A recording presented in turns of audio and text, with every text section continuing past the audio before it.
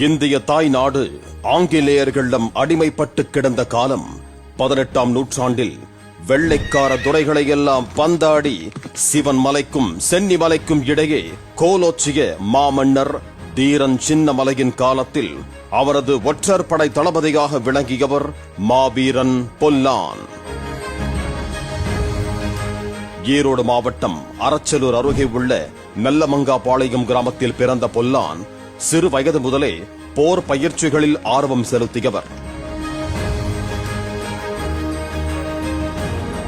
6½ அடி உயரத்திற்கு மேல் ஆஜானு பாகுவான தோற்றத்துடன் கம்பீரமாக காணப்பட்ட அவரது வீரத்தையும் தோற்றத்தையும் கண்டுற்ற தீரன் சின்னமலை பொல்லானை தனது படையில் சேர்த்துக் கொண்டார். பொல்லான் தனது திறமை ஆற்றல் காரணமாக விரைவாக ஒற்றர் படையின் படை தளபதியாகவும் தீரன் சின்னமலையின் நம்பிக்கைக்குரிய மெய்க்காப்பாளராகவும் உயர்ந்தார். 1801 வருடம் பவானியில் நடைபெற்ற காவிரி கரைகோர போர், 1802 ஆண்டு நடைபெற்ற சென்னிமலை போர், 1803 ஆண்டு நடைபெற்ற அரச்சலூர் போர்களில் வெள்ளையர்களை வெகுண்டோடச் செய்து தீரன் சின்னமலை வெற்றி பெற்றார். இதில் அவரது படை தளபதியாக இருந்த பொல்லானின் பங்கும் அடங்கும்.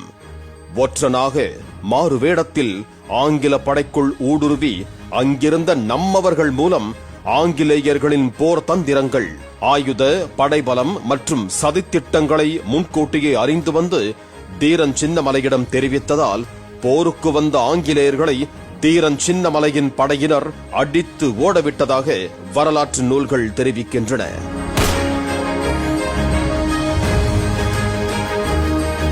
தொடர்ந்து 3 முறை தோற்றதால் இந்த முறை தவறவிட்டுவிடக் கூடாது என்று திட்டமிட்ட கர்னல் ஹாரிஸ் பெரும் படையுடன் ஓடாநிலை கோட்டையில் முகாமிட்டிருந்த தீரன் சின்னமலையை சுற்றி வளைக்க திட்டமிட்டதாக கூறப்படுகிறது.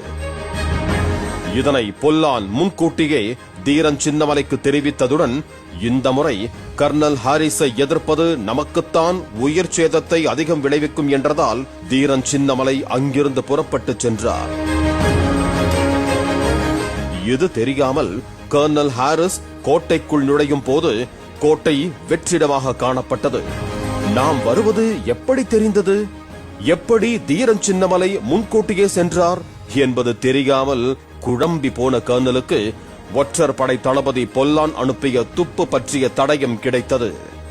இதனால் ஆத்திரமடைந்த கர்னல் ஹாரிஸ் உத்தரவின்படி பொல்லானை சுற்றி வளைத்த ஆங்கிலேய படை ஊரார் முன்னிலையில் 1805 ஆண்டு ஓடாநிலை கோட்டை அருகே உள்ள ஜெயராமபுரத்தில் சுட்டுக் கொன்றனர். பொல்லானுக்கு தகவல் அளித்து உதவியதாக சுவேதார் பணியில் இருந்த வேலப்பன் என்பவரும் ஆங்கிலேயரால் கொல்லப்பட்டார்.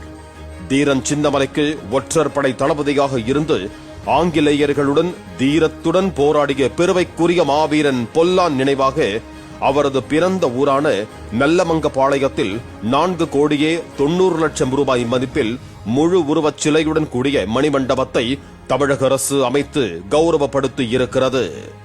பாலிமர் செய்திகளுக்காக மொடக்குறிச்சி செய்தியாளர் மாணிக்கம்.